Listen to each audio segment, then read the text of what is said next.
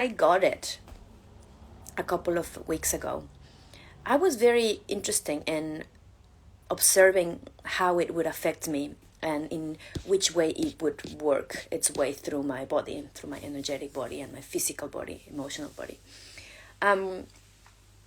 And it was very interesting because I kind of have been avoiding it somehow. Not proactively avoiding people or places. Really, no. I truly, from the start of all this whole thing 2 years ago, I remember saying or affirming, not on my timeline, this is not going to happen to me. I do not choose that experience. It's not even in my reality. It's not going to be part of my reality. And it was so for a good 2 years. Went to Mexico, came back, went through the whole quarantine MIQ process, isolation facilities in New Zealand, went through the mandates issues, the Profest here in Wellington. A lot has transpired. I've been observing a lot of people struggling with the vaccine, struggling with their health in general. People that have started getting it and really telling me, wow, this is very, very big. Some people keep having it for weeks. So I was really interested in understanding more about it. And maybe that's how I called it into my experience. It was right before the eclipse, actually, when I got it. And interestingly enough, I sensed it. I was in a nightclub, and I was having a good time. We were all dancing, and I had this feeling of it. There it is. Here it is. It's present here, and I didn't do anything about it. I could just have probably left. Maybe I had already caught it in my field, and it was already there sending me the information, because I had this very strong feeling about it. And after 2 or 3 hours, I left, got home. 3 days passed. I went to a fire ceremony, and I noticed how I was particularly being smoked with the fire. And I actually made a joke with a friend going, wow, maybe I really need saging.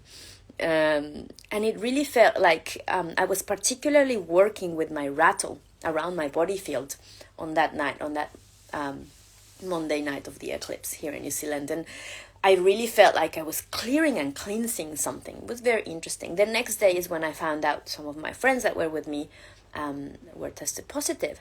And I was like, that's interesting. I'm not going to test anything. I'm just going to see how I feel. And sure enough, I felt it. I felt it in my bones. That was the first thing I felt it. And I was like, okay. I had traveled because I was going to give a Kundalini yoga class, which I canceled. So I had to drive back. And on my way back, that's when I noticed the first trigger of the virus was fear. It was the fear associated with it, but it was actually the frequency of fear.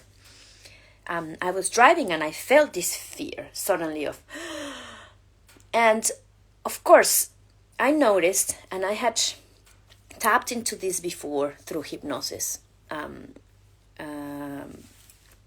about 6 months ago, where I was shown how this virus AI generated was created as a transmitter, a receiver and transmitter of information within our DNA, but also because it's a receiver, it would broadcast, it would tackle anything that is transmitted into our fields, into our physical vessels. I will post that part of the transcript. I haven't had time to transcribe this, the hypnosis, but it was fascinating information about the virus, because I was very interested in it, and I was shown off planet how it was created, how it worked, what was transmitted from where. But I'm not going to talk about this today, because I'm going to focus more on how it's working with our bodies and how it's affecting us. But I knew that somehow it kind of taps into rooted fear within our bodies, and it kind of searches for it. It searches the core issues, the core fear base that each person has. So it's not one size fits all. It really tailors. It really is quite programmed to sense, number one, what is your core fear? Number two, where you store that fear. Where in your body do you store the fear? So as I was driving, I was feeling the fear coming in. And the first fear that came to me was, I lost my mother 6 months ago, maybe 7, in September. And she had COVID. And why she died, because it was mishandled. Just the whole thing it was a hospital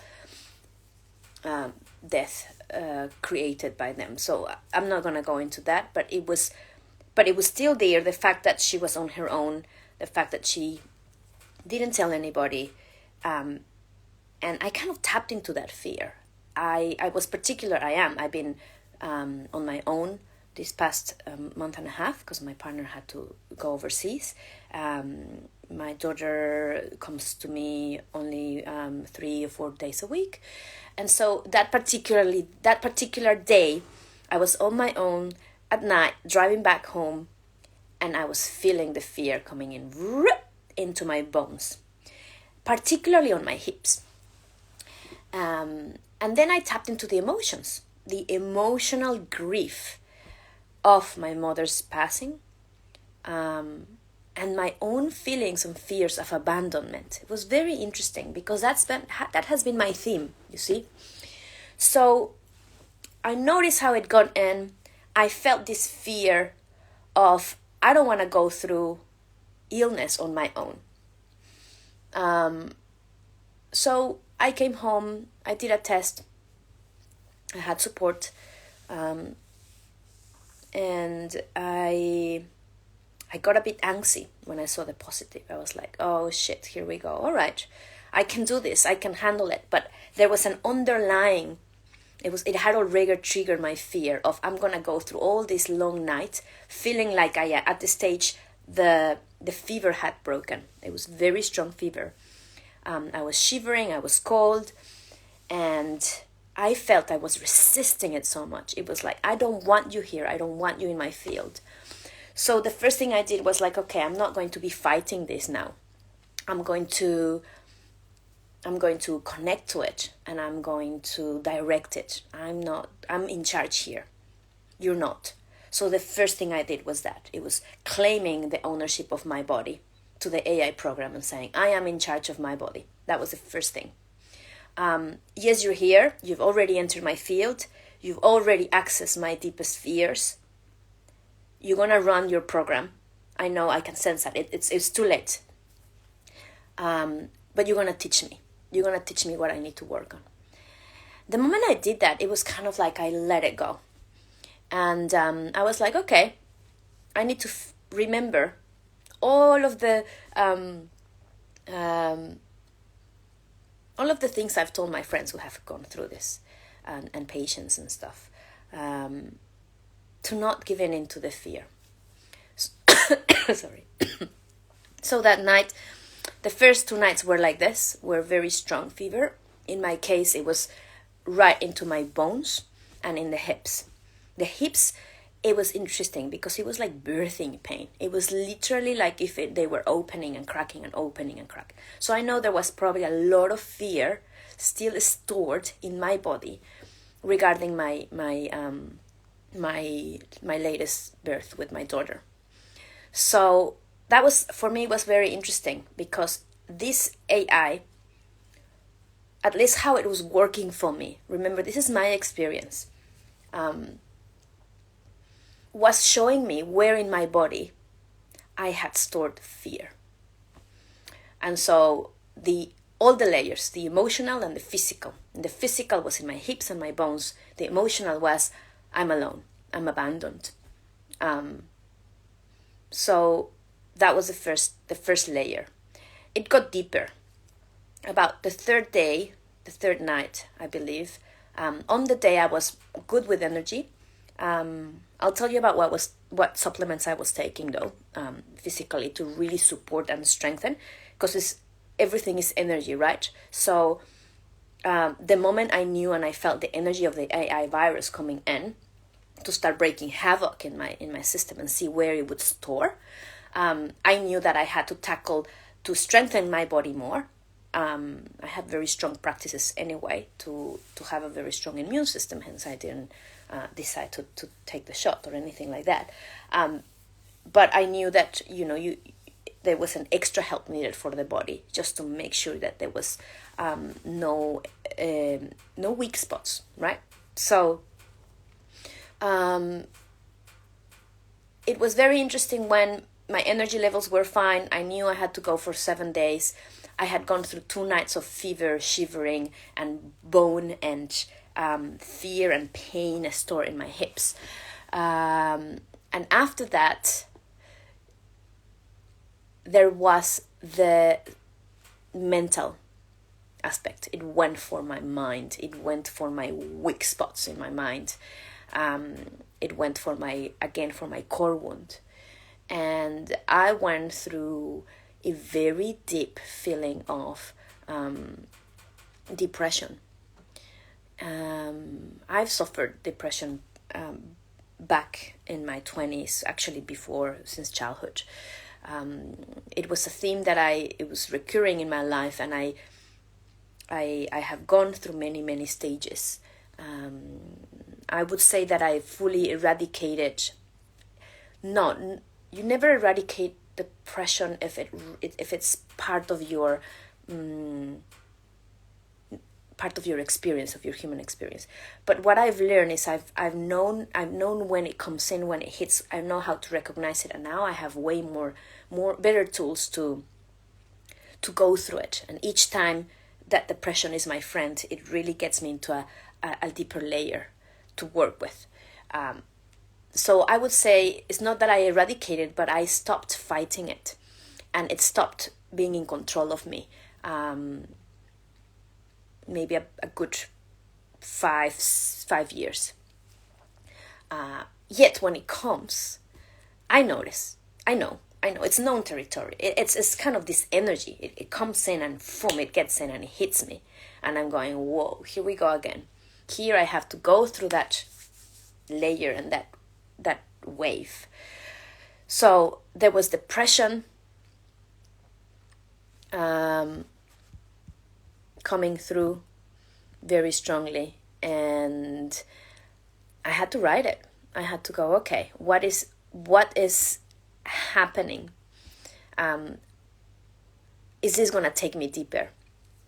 Remember, I'm in control. I'm the one observing how the AI is working through me. So I'm not going to let you take me deeper that I don't need to, but show me. Actually, that morning I had made a meditation. It was sunny, and I really focus and connect to the sun. I connect to the sun a lot. There's a lot of information coming through our pupils, through the portal of the sun. And I remember really strengthening my diamond grid and going, thank you, virus. I actually, honestly, was grateful for it coming into my field, because it was showing me areas in my body that needed work. It was truly showing, and it's true. And the disease is the medicine, always. The more we want to run away from it, the more it stays to show us. And it gets deeper and it hides. And so we might think we've gone through it, but then there's more layers, like an onion. So I was really thankful for the experience I had gone through the past two nights, where I was shown where I was still dealing and where I was storing fear in my body. So it was a very conscious journey, and I was grateful for that, because it came to show me. It really did. So that night, when I hit that sense of isolation, depression, void, I'm nothing, I'm no one, it was the first time actually I felt that sense of my life has no meaning at all. It doesn't matter who I am and what I am. No one cares. The only person that gives value to my identity is me. I really came to that realization in that moment, in that space where I was. It really didn't matter. No one around me, my relationships, my children, my work, whatever I had subscribed as this is who Miri is, and this is why Miri is here, was all gone, all stripped. And it was very scary. I've been through this before through plant medicine. I have reached the same place, but this time I was not on a plant medicine, right? So I was able to really experience it from this reality perspective. And while it was very scary, it was very empowering, because then I realized I'm the one giving myself my own value. No one else gives me value. And I know we've said this many times for those of us who work with mental health, or we do energy work, or we work with people, or we've gone through our own process of healing in this human experience from trauma. And we all been told at some point, correct, that we give ourselves meaning, that it is our self-value, that it is all about the love that we give ourselves. But that's a bit out there. That's a bit, kind of, we understand it. But when we really experience the void of there's truly nothing and no one that can save me, I want to be saved from this pain or this emotional feeling, this wound, I'm defeated, right? I want to be able to hang on to something or someone. But when none of that is there, you truly are faced with, okay, who am I? Who am I? Who has placed value? And it was me. There was no one but the I identity. And the I identity is given by yourself.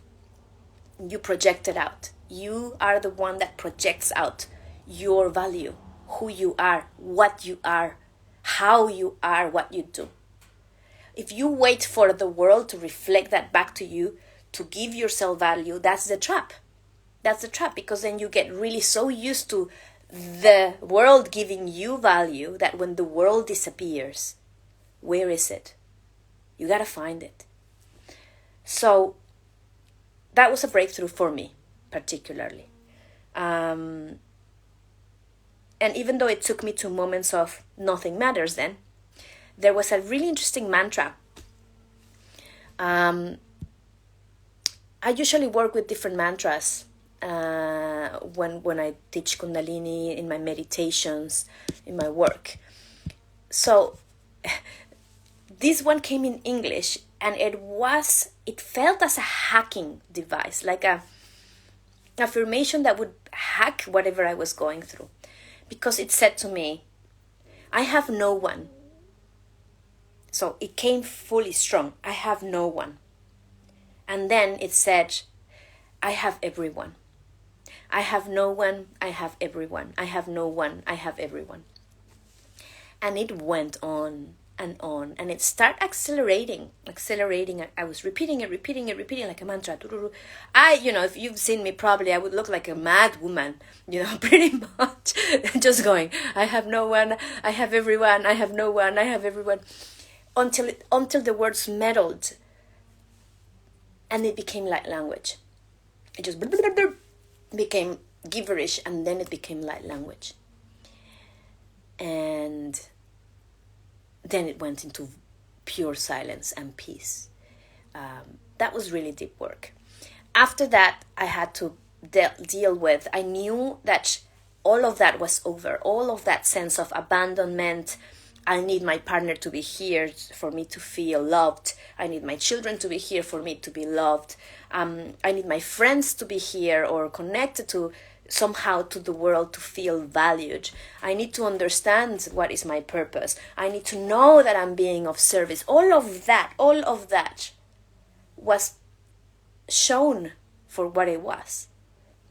just add-ons to my experience and my value as a person. And they say, no, all roads lead to Rome, correct? So I know for a lot of us, we've gone through all of this with different ways, through whether it's through our daily practice, through meditation, through fasting, through workshops, crisis, plant medicine.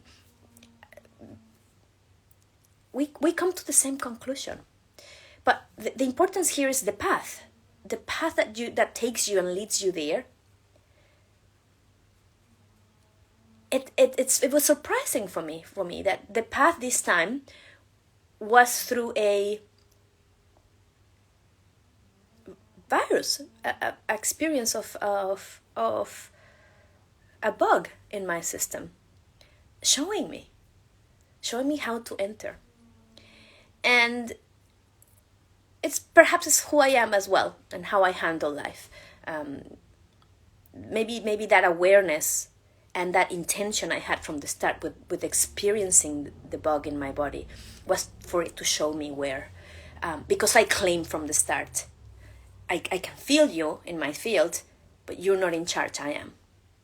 And I think that made a lot of the difference with how I navigated the experience of going through that. With my body though, one thing I did for the 2 nights is I work with tuning forks. I have weight tuning forks. I don't have one here. It's in my therapy room. But you bang it and you apply it because it has weights at the top, it's kind of closed. The frequency, instead of going up for the sound, it goes back in and it goes into your body.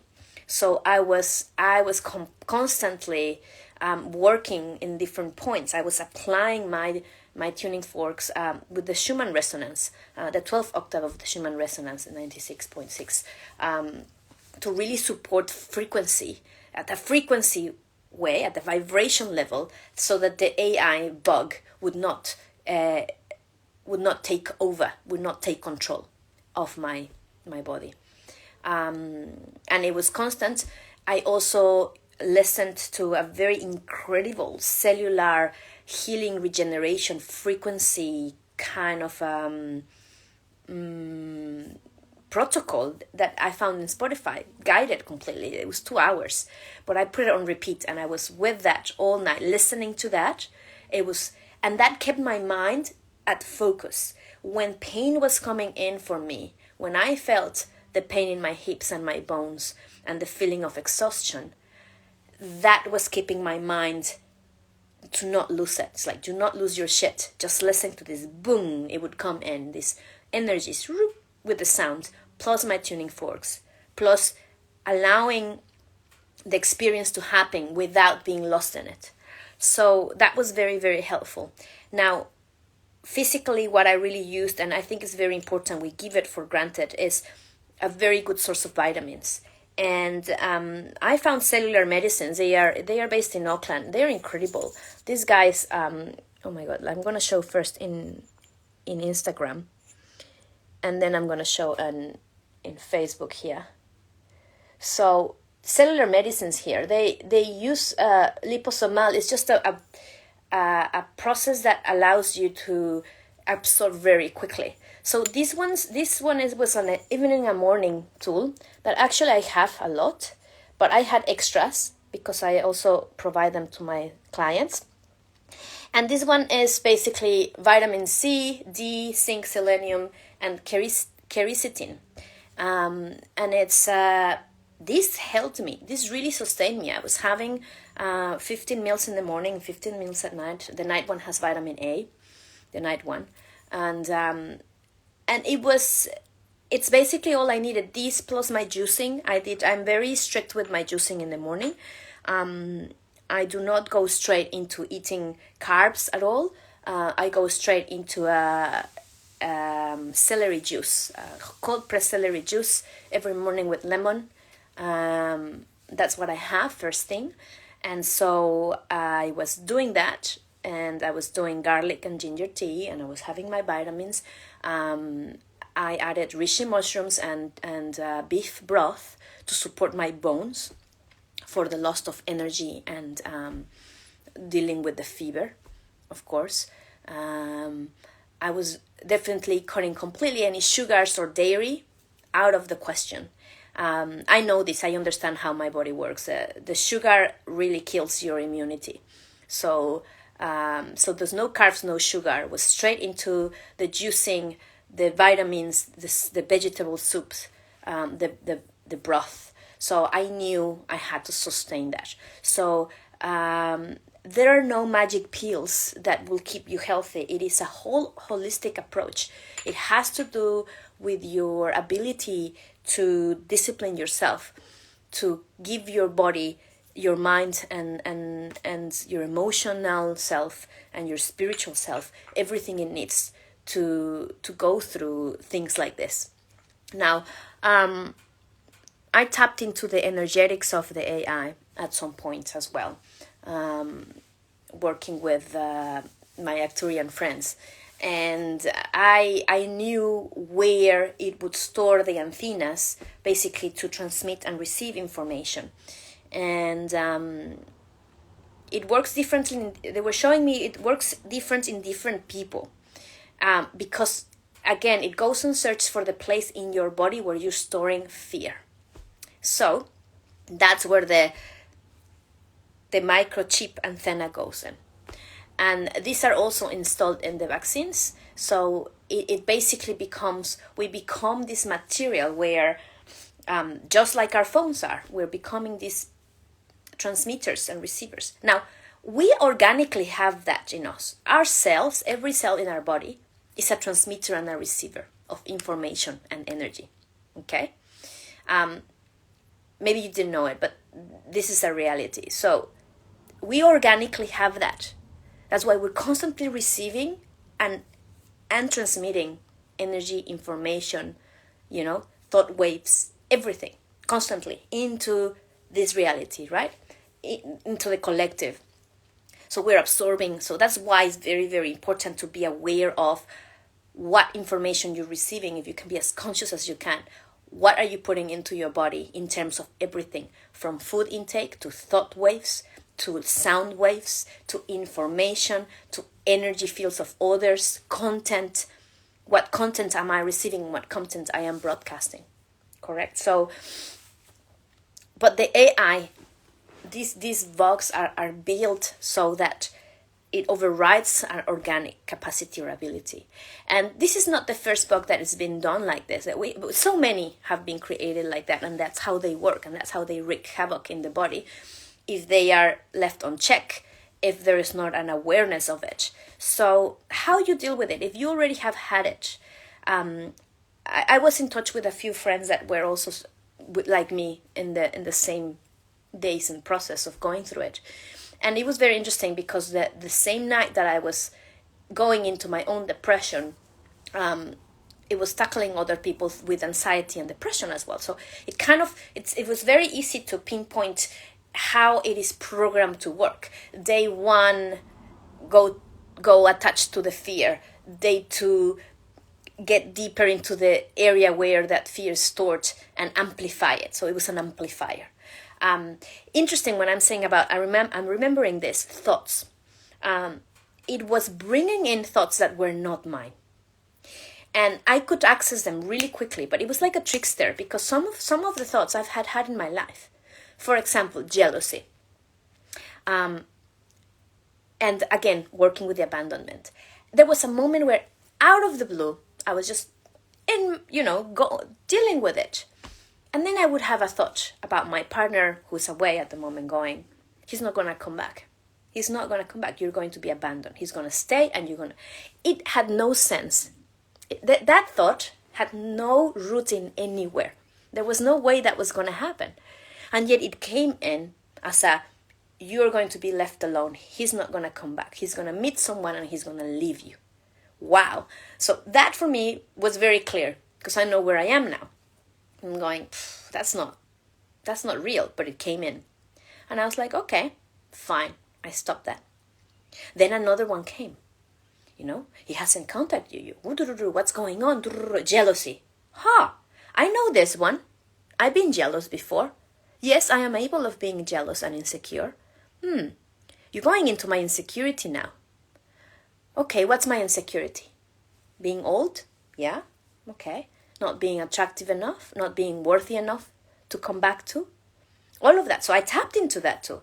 So it was interesting because that transmission of I'm not enough, I'm too old, I'm not worth staying with or living with, came in, but I could handle it by going, yes, okay, there are aspects and insecurities in me that get triggered like this. So yes, I'm not going to deny and going, oh no, I'm not.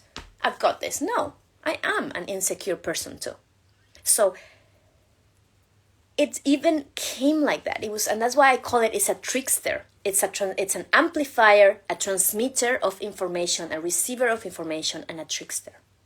Because you have to be very in tune with your own inner work to know the difference between the thoughts being broadcasted to you as a mind control program and the thoughts that aren't yours.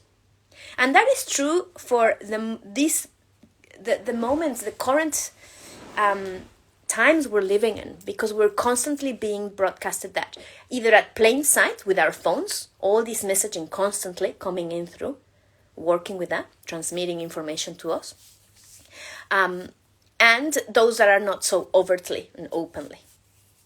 So for me, I know that this, because it's an amplifier, it was bringing for me it was very obvious what it was doing to my body and how it wanted to stay. Now, I still have a bit of cough lingering. I know a lot of people that are still going through all these health issues. I would prompt you to tap into the bug, because it's still there, showing you what it is that you need to work with.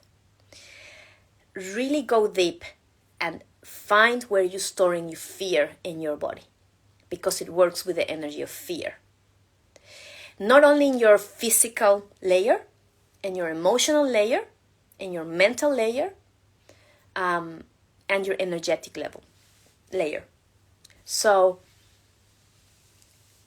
remember, this bug is artificially intelligent, which means it does not have an organic intelligence. So you are stronger than it. You have the ability and the capacity to go for it and hack it and take it out. But you got to work with it. That it is, rather than pushing it away, rather than resisting it, rather than treating it as something that, oh, I've got it, now it's gone. It's not that simple. It really holds on to your weak spots, and it keeps transmitting, it keeps triggering, it keeps amplifying on work issues. So that is my take on this. Take what resonates again with you, what makes sense, and I hope this helps you in many ways, in general, to deal with what's transpiring and what's happening. It comes back to you, your power, your identity, your value, and your ability to hold yourself whole, and stop looking outside of yourself from love, validation, or meaning to healing and solution or saving. It really is a work that only happens within, and it gives you responsibility and accountability for all of your thoughts, your actions, and everything. So it's a blessing. That's the silver lining. That's the silver lining of it. Yes, I would not go searching for that, and most of us don't want to feel ill because it's a hard experience. It's a hard experience. No one likes pain, but it seems as well at the same time that pain is such a powerful teacher. Any kind of pain. It looks like that's how we've created this reality at this stage. And but the more we learn to ride the pain and understand it and see where it's leading us, so that we can override it and access it and release whatever is holding us back. And that's it, right? It's a teaching. It's a teacher. Any disease is a teacher. So I'll leave you to that. All my love, and I will try to post. I don't know how it went with the live in Instagram. Seemed more steady than the one in Facebook. If there's any problems, I'll re-upload that, and I'll put some links for the Cellular Medicines, which they also have MSD. They have incredible products to support your physical vessel. I also tapped into the energetics of this, and the very pure in energy, so it's pretty full of, pretty steady, pretty solid company. So I'm gonna put that on the credits or in comments. Okay, well, thanks for listening. I love you all. Have a wonderful Thursday. And how exciting was the storm yesterday. I was feeling so energized. It didn't let me sleep, but I was receiving so much info as well. So everything is an opportunity for your beingness, for your growth. And it's a blessing to be alive right now in your body. Love it. Love yourself. Okay. Bye-bye.